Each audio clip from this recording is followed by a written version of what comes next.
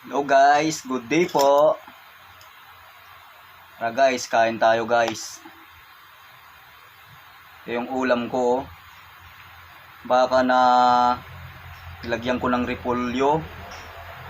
Tapos nilagyan ko ng oyster sauce, tapos mga paminta. Ayan guys.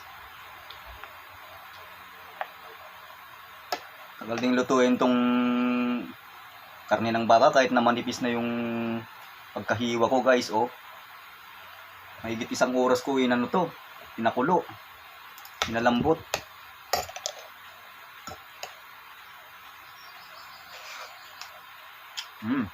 Okay.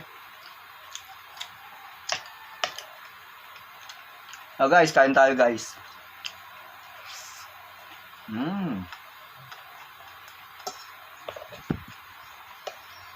So guys, dito na lang magtatapos ang video guys. Bye bye.